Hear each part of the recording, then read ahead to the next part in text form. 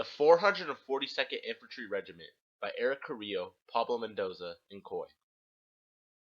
By 1939, Hitler's Nazi movement had begun to cause World War II, and on September 17, 1939, he signed a treaty with Japan, making them allies.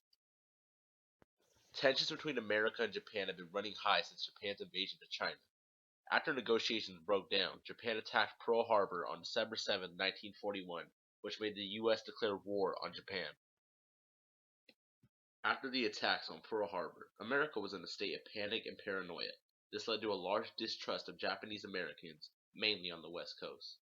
These insecurities led to the settlement of internment camps for a large portion of Japanese American citizens. The camps were believed to be racially motivated, considering the fact that most placed in the camps were loyal Americans who had done nothing.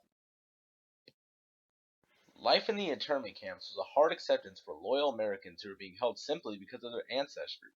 The conditions were less than fortunate, with each family getting a one-room apartment with no plumbing. Also, another huge problem in the camps was the lack of rations, which led to major hunger throughout the camps.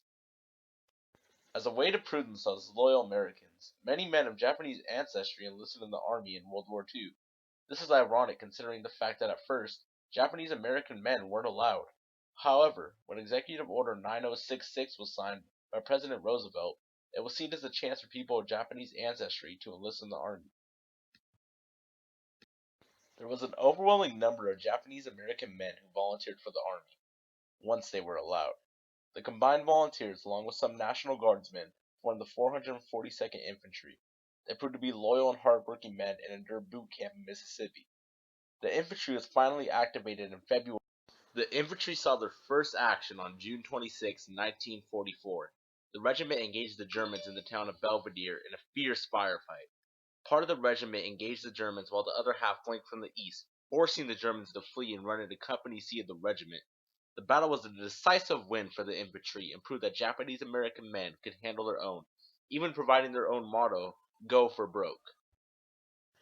A heavy weight was being placed on the soldiers of the infantry, considering the fact that all eyes were on them to see if Japanese American men could perform in the war. One soldier even went as far as to say, "All of us can't stay in the internment camps until the end of this war. Some of us have to go to the front. A record on the battlefield will determine when you will return and how you will be treated. I don't know if I'll make it back." Technical Sergeant Abraham Omaha, Company F, killed in action, October 20th, 1944.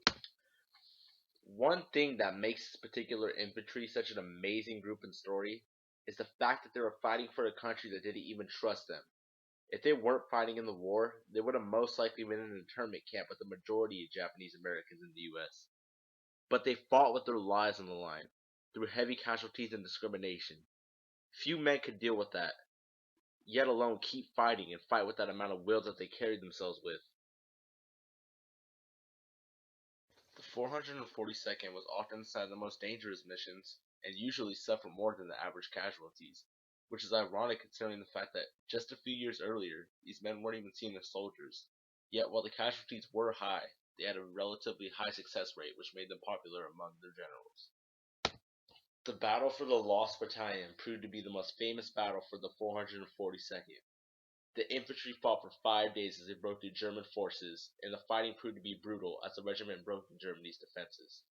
The infantry suffered over 800 casualties, and many were captured and sent to POW camps.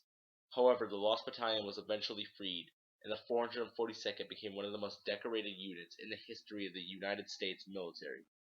The regiment continued fighting after the Battle of the Lost Battalion and fought through many battles and faced large casualty numbers compared to most battalions.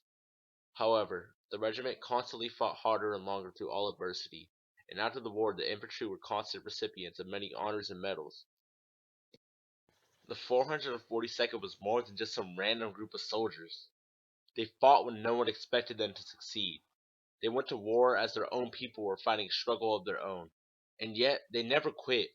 They put their lives on the line every day and did their country proud, even when no one expected them to.